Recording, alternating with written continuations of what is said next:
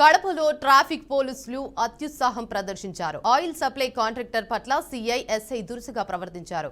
గోవిందమాల దీక్షలో ఉన్న భాస్కర్ రెడ్డిపై పోలీసులు చేయి చేసుకున్నారు. సాయంత్రం సమయంలో సిటీలోకి ఆయిల్ ట్యాంకర్ అనుమతి లేదని ట్యాంకర్ వెళ్లేందుకు పోలీసులు నిరాకరించారు. ఇక రాత్రి 8 గంటల తర్వాత రావాలని డ్రైవర్ కు పోలీసులు చెప్పారు.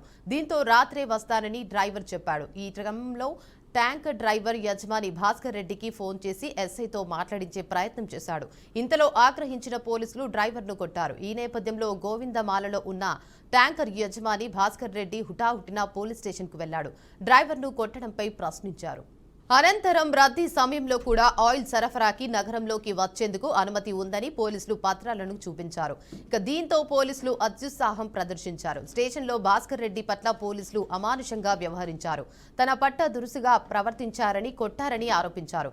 ఈ సందర్భంగా భాస్కర్ రెడ్డి మీడియాతో మాట్లాడుతూ ట్యాంకర్ కు అనుమతి ఉన్న చలాన్లు రాశారు. చలాన్లు కట్టేందుకు స్టేషన్ కు వెళ్తే నన్నే తిట్టి మాలలో ఉన్న నాపై చేయి చేసుకున్నారు అని తెలిపారు.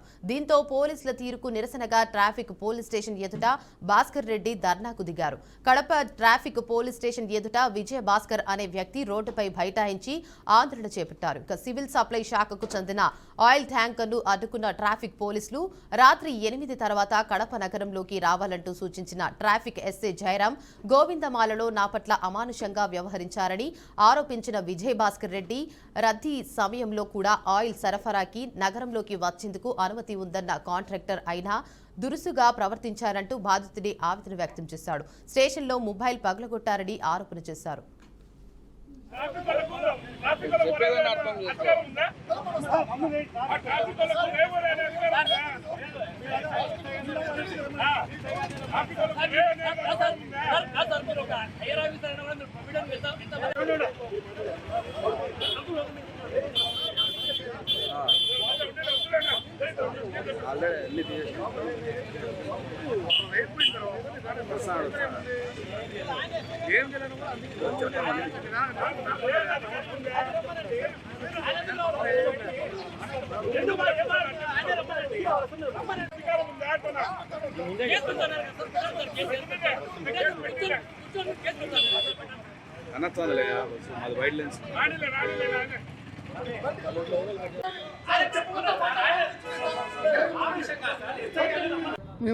సార్, నా పేరు విజయ భాస్కర్ రెడ్డి. నేను 38 సంవత్సరాల నుంచి ఈ ట్రాన్స్పోర్ట్ ఫీల్డ్లో ఉన్నాను.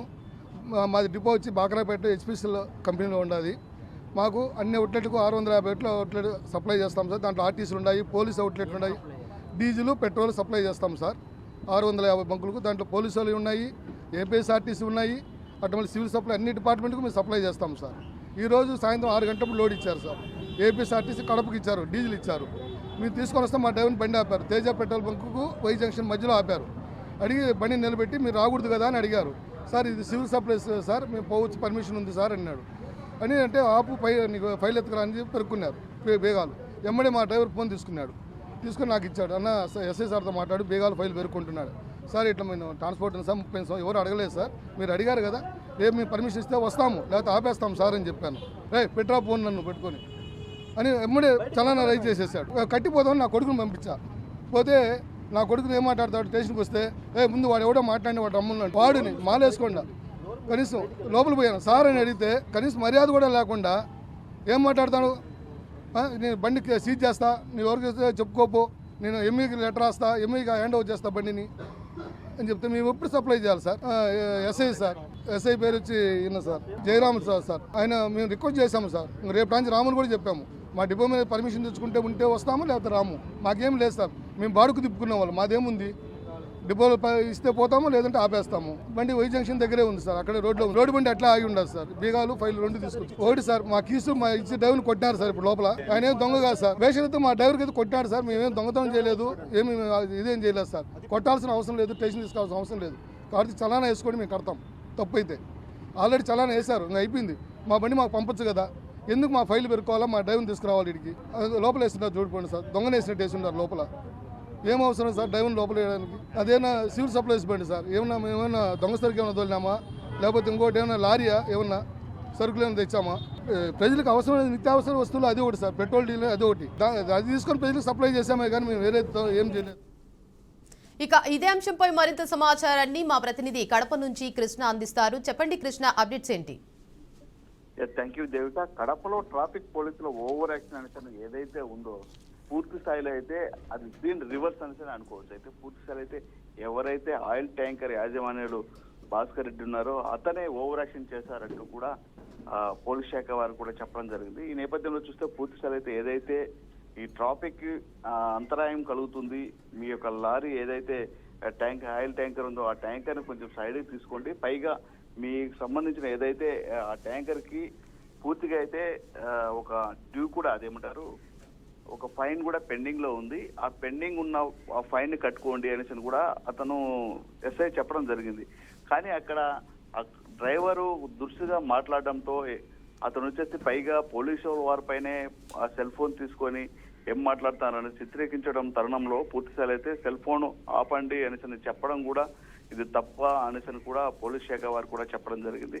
అయితే మొత్తానికి ఏది ఏమైనప్పుడు కూడా పూర్తిస్థాయి అయితే ఇక భాస్కర్ రెడ్డి కావచ్చు, అతను కుమారుడు కావచ్చు, వీళ్ళు పూర్తిగా ఓవర్ యాక్షన్ చేశారంటూ కూడా ఆ పోలీస్ శాఖ వారు కూడా చెప్పడం జరిగింది. అయితే మొత్తానికి ఏది ఏమైనప్పుడు కూడా పూర్తిస్థాయి అయితే ఈ యొక్క పోలీస్ శాఖ వారు కావచ్చు, అదేవిధంగా ఆయిల్ ట్యాంకర్ సంబంధించిన వారు కావచ్చు, అయితే ఏదైతే నియమ నిబంధనలు పాటించాల్సిన విషయం ఏదైతే ఉందో ట్రాఫిక్ ఆంక్షలు కూడా ఏవైతే పూర్తిస్థాయి అయితే నియమ నిబంధనలు పాటించాలి. కానీ ఏమాత్రం నియమ నిబంధనలు పాటించకుండా నైట్ టైము ఆయిల్ ట్యాంకర్ తీసుకురావడమే కాకుండా అయితే ఏదైతే ఆయిల్ ట్యాంకర్స్ రావచ్చు రాకపోకలు అనేది ఉంటాయి, కానీ ఆ టైం లిమిట్ అనేది కూడా ఉంటాయని కూడా కొన్ని ఆలోచించాల్సిన విషయం.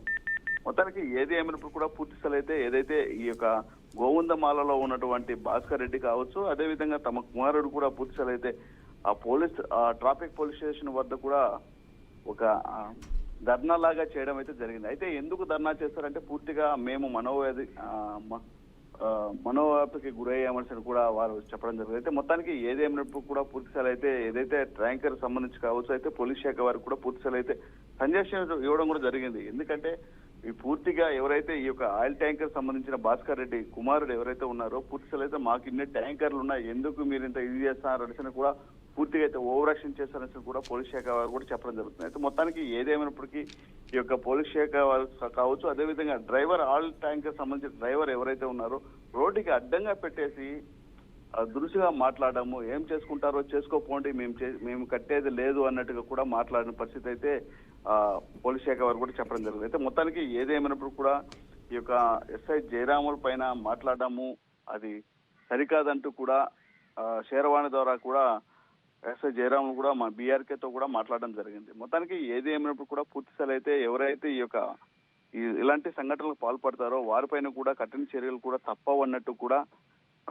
పోలీస్ శాఖ వారు కూడా చెప్పడం జరిగింది అనేసి అనుకోవచ్చు దేవిక. అయితే మొత్తానికి ఏదేమైనప్పుడు కూడా ఇలాంటి ఆయిల్ ట్యాంకర్స్ విషయం కావచ్చు, అదేవిధంగా ఏదైతే ట్రాఫిక్ రూల్స్ అండ్ రెగ్యులేషన్ అందరూ ప్రతి ఒక్కరూ కూడా పాటించాలి. అదేవిధంగా ఈ పూర్తి స్థాయి అయితే ఈ ట్రాఫిక్ ఆంక్షలతో పాటు ఏదైతే సేఫ్టీ కూడా ఏర్పాటు చేసుకునే విధంగా అయితే ఉండాలంటూ కూడా సిఐ కావచ్చు, ఎస్ఐ కూడా ఇన్స్ట్రక్షన్స్ ఇవ్వడం జరిగిందని అనుకోవచ్చు దేవిక.